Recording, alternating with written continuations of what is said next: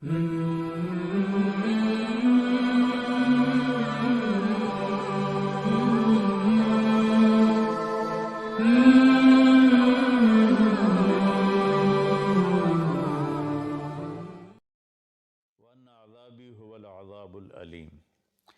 بندوں کو بتاؤ کہ میں بہت غفور الرحیم ہوں اور میرا عذاب بہت دردناک عذاب ہے۔ اردو ترجمے میں آپ کو دونوں طرف کی خبر برابر نظر آئے گی، لیکن یہ ایسے ہے، ایسے رحمت کی خبر اس کا وزن یہاں آ رہا ہے اور اس کے مقابلے میں پکڑ کی خبر کا وزن یہاں چلا جا رہا ہے۔ یہ دونوں برابر نہیں ہیں، یہ ایسے ہیں۔ اب ہم اس کو تھوڑا تھوڑا کریدتے ہیں۔ 90 میرے بندوں کو بار بار بتاؤ۔ 90 اذن باب تفعیل میں تکرار ہوتا ہے، تو اللہ تعالیٰ یہ کہتا اخبر، میرے بندوں کو بتاؤ تو ہو جاتی بات۔ اخبر کی وجہ 90 بار بار سنا ان کو، یہ مجھ سے ڈرے ہوئے ہیں، ان کو بار بار سنا۔ جیسے اذن، بار اذان جو کہ بار بار ہوتی ہے، تو اذن فی الناس بالحج یاتوک رجالا، اذان من اللہ ورسولہ۔ تو اس پیٹرن پر جو لفظ آتا ہے اس کے اندر تکرار کا مطلب داخل ہوتا ہے۔ تو میرا اللہ اپنے حبیب سے کہہ رہا ہے بار بار سنا میرے محبوب، بار بار سنا۔ آگے اللہ کہتا اخبر الناس، لوگوں کو بتاؤ، یا چلو اگر خاص کرتا تو اخبر الذین آمنوا، ایمان والوں کو خبردار کر دو، خبر دے دو۔ 90 کی خوبصورتی الگ ہے، عبادی کی الگ ہے۔ اللہ نے پوری دنیا کے مشرق مسلم سب کو کہا میرے بندے ہیں، اور کہا میرے بندے ہیں، میرے میں کتنی محبت، میرا لال، میرا بچہ، میرا بیٹا۔ تو پوری دنیا کے مسلم نان مسلم کو اللہ تعالیٰ ایڈریس کر رہا ہے کہ میرے حبیب، آپ کی ذمہ داری ہے کہ بار بار بتلاؤ۔ انسانوں کو نہیں فرمایا، مسلمانوں کو نہیں فرمایا، میرے بندے، یہ سب میرے ہی ہیں۔ توبہ کر لیں، میں ان کا انتابو فانا حبیبہم، توبہ کر لیں تو میں ان کا بہترین دوست ہوں۔ تو ایک 90 پھر عبادی، کہ یہ میرے بندے ہیں۔ میرے بندے کا کیا مطلب ہے کہ حساب میں نے لینا ہے، تم نے نہیں۔ تو تم میرے بندوں کو ذلیل نہ کرو، کسی کو حقیر نہ جانو، کوئی اچھا ہے یا برا ہے، کوئی ماننے والا ہے یا نہ ماننے والا ہے، یہاں تک کہ کوئی اللہ کا منکر ہے۔ تو اللہ تعالیٰ کہتا ہے تمہیں اجازت نہیں دے رہا کہ تم ان کو کسی طرح بھی ذلیل کرو یا حقیر جانو۔ یہ فیصلہ میں نے کرنا ہے، تمہارے اس ہاتھ میں یہ فیصلہ نہیں ہے۔ تو عبادی میں کتنی خوبصورت بات اللہ نے کہی کہ میرے بندے، میرے بندے۔ ماں کے لہجے میں کہتے ہیں نا صدقے، میں تو والی نہیں پہ آمدہ، تو میرے بندے ایک 90 ایک میرے بندے۔ پھر انی، میں بذات خود، انا یقیناً میں ہی کیا ہوں، غفور ہوں، رحیم ہوں۔ انی بات بغیر کسی شک کے ہے، انی انا کی تاکید، پھر یا متکلم کہ میں بذات خود بہت معاف کرنے والا، بہت رحم کرنے والا ہوں۔ غفور بھی مبالغے کا صیغہ ہے اور رحیم بھی مبالغے کا صیغہ ہے۔ اب اللہ نے بتانا تھا کہ میرا عذاب بڑا سخت ہے، تو یہاں 90 نہیں لائے، 90 تو لائے اس کے ساتھ انی انا الغفور الرحیم، اسی کا عطف بنایا۔ وَأَنَّ عذابی، وہاں ہے انی، یہاں ہے عذابی، وہاں ہے انا، یہاں ہے ہوا۔ ایک غائب ہے، ایک حاضر ہے، فرق ہوتا ہے کہ نہیں؟ ابھی آپ میری بات براہ راست سن رہے ہو تو آپ پر ایک اور تاثر ہے، آپ جا کر میری بات آگے کسی کو نقل کرو گے تو سارا تاثر اس میں سے نکل جائے گا، صرف خبر منتقل ہوگی، تاثر منتقل نہیں ہوگا، چونکہ دیکھنے سے ایک اثر پیدا ہوتا ہے۔ تو جب اللہ نے اپنی رحمت کو بتایا تو اپنے آپ کو سامنے کھڑا کر دیا کہ یہ میں تمہارا رب ہوں، تمہارے سامنے ہوں، میں بہت مہربان ہوں، رحم کرنے والا ہوں، معاف کرنے والا ہوں۔ سبحان اللہ، کیا خوبصورت اللہ تعالیٰ۔ اس لیے میں علماء سے کہتا ہوں اللہ کی رحمت کو زیادہ بتاؤ، اپنے لہجوں میں کڑواہٹ پیدا نہ کرو، اپنے لہجوں میں شدت پیدا نہ کرو، اپنے آنے والے مجمع کو ڈانٹ ڈپٹ کے انداز میں مت بات کرو، محبت کے انداز میں، نرمی کے انداز میں بات کرو۔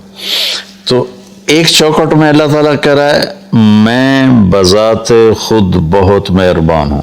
اب ہم آگے چلتے ہیں، وَأَنَّ عَذَابِي، وہاں بھی انا، یقیناً کوئی شخص سے بالا تر نہیں کہ میرا عذاب، مضاف مضاف الیہ ایک دوسرے سے جدا چیز ہوتے ہیں۔ میری کتاب، کتاب اور ہے، میں اور ہوں۔ میری ٹوپی، میں اور ہوں، ٹوپی اور ہے۔ اور انی تو بذات خود ہے، اور عذابی، عذاب اور الگ چیز ہے، اللہ الگ چیز ہے۔ عذاب الگ چیز ہے، اللہ الگ چیز ہے۔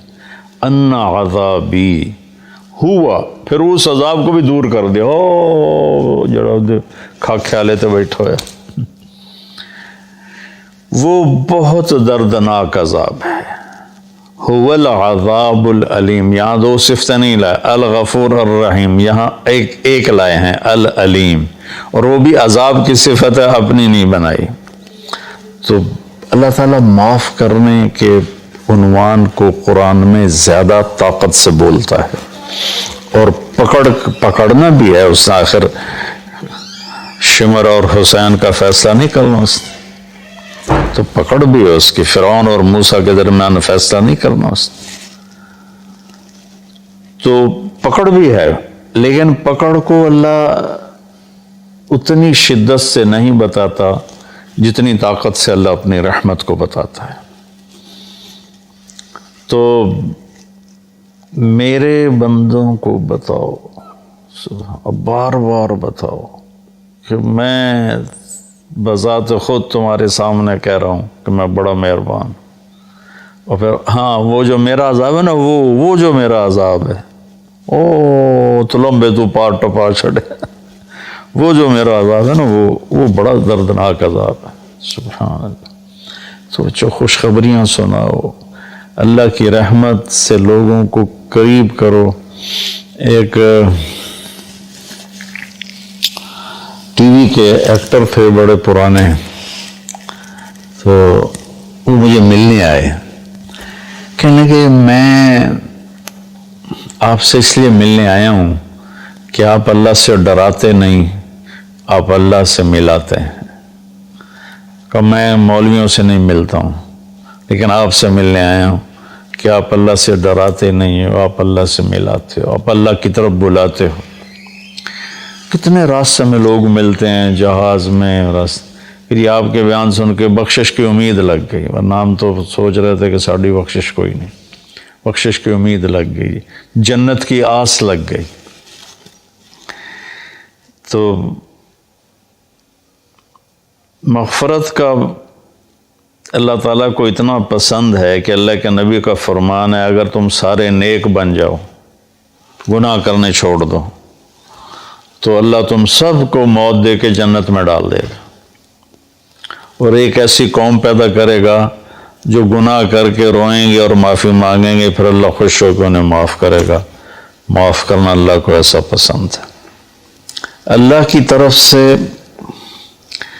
جو اپنے بندوں کے لیے رحیم، ارحموا من فی الارض یرحمکم من فی السماء، تم زمین والوں پہ رحم کھاؤ، اللہ تم پہ رحم کھائے گا۔ دوسرا آیا سورہ عنکبوت میں، احسب الناس ان یترکوا ان یقولوا آمنا وہم لا یفتنون،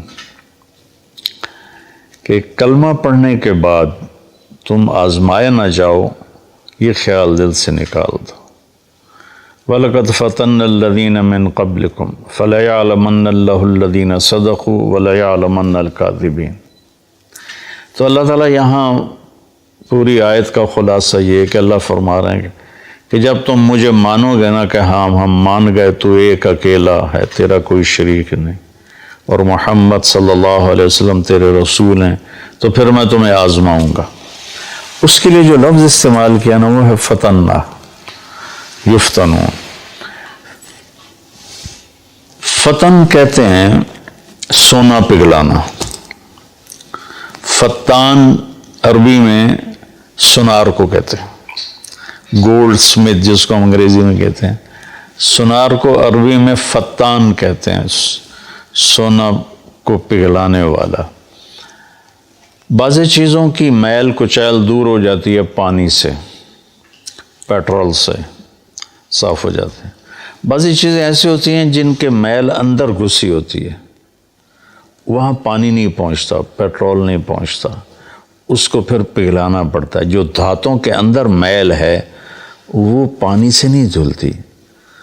لوہے میں اندر زنگ پھنسا ہوا ہے، سونے میں کھوٹ۔ میں نے ایک دفعہ پورا پروسیس دیکھا تھا سونار کے پاس بیٹھ کر کہ اس نے سونے کی ٹکی کو پگھلایا، پھر اس میں سے کھوٹ کو الگ کیا، خالص کو الگ کیا، یہ سارا میری آنکھوں دیکھا ہے۔ تو جو دھات ہوتی ہے وہ پانی سے نہیں صاف ہوتی، اس کو آگ میں ڈالنا پڑتا ہے۔ جب وہ اس کے اندر مساموں میں آگ جاتی ہے تو وہ پگھل کر کھوٹ کو الگ کر دیتی ہے، وہ آگ اور خالص کو الگ کر دیتی ہے۔ تو انسان دو چیزوں سے بنا ہے، ایک جسم سے، ایک روح سے۔ تو جسم پر جو آنے والے حالات ہیں ان کی مثال پانی سے دھل جاتے ہیں، وہ ظاہری اسباب سے دور ہو جاتے ہیں، لیکن جو روح پہ حالات آتے ہیں اللہ کی طرف سے ناگواری کے، یہ وہ ہیں جو سونے کو پگھلا کے اندر سے کھوٹ نکالنا۔ جب تک اس کے اوپر اللہ کی طرف سے آزمائش نہیں آتی، اللہ ہم سب کی حفاظت فرمائے، اس وقت تک وہ خالص نہیں بنتا۔ جب تک وہ اس بوجھ کو برداشت نہیں کرتا اللہ کی رضا کا۔ وَإِذْ زَاغَتِ الْأَبْصَارُ وَبَلَغَتِ الْقُلُوبُ الْحَنَاجِرَ وَتَظُنُّونَ بِاللَّهِ الظُّنُونَ هُنَالِكَ ابْتُلِيَ الْمُؤْمِنُونَ وَزُلْزِلُوا زِلْزَالًا شَدِيدًا۔ جب تمہاری آنکھیں پھٹ گئیں اور کلیجے اچھل کے منہ کو آ کے، صحابہ کو اللہ کہہ رہا ہے جنگ خندق میں کہ تم اتنی مشقت میں آئے کہ آنکھیں پھٹ گئیں، اور تم کہنے لگے اللہ ہے بھی صحیح۔ متی نصر اللہ، الا ان نصر اللہ قریب۔ تو یہ دنیا آئیڈیل ہوم نہیں ہے۔ لوگ اسے آئیڈیل ہوم بنانے کے چکر میں بڑے بڑے محل بناتے ہیں، بڑی بڑے آرام کی شکلیں بناتے ہیں، اپنے آپ کو تسکین دینے کے لیے کروڑوں اربوں ڈالر کی کشتیاں بنواتے ہیں، اس میں بیٹھ کے وہ سمندر کی سیر کو نکلتے ہیں، لیکن 100 بار چمن مہکا 100 بار بہار آئی، دنیا کی وہی رونق، دل کی وہی تنہائی، اندر وہ خالی ہوتا ہے، وہاں کچھ ضرب لگانے کی ضرورت ہے۔ وہ جب آدمی اللہ کی اطاعت میں اپنے آپ کو جما کے چلتا ہے اور اس کے روح پر حالات آتے ہیں تو وہ پھر ایسے نکھر کے صاف ستھرا ہو کے، کیونکہ جنت صاف ستھرے لوگوں کی جگہ، اس لیے جو ایمان والے کبیرہ گناہ کرتے مر گئے ان کو جہنم میں ڈال کے پگھلایا جائے گا، کھوٹ ان کا نکالا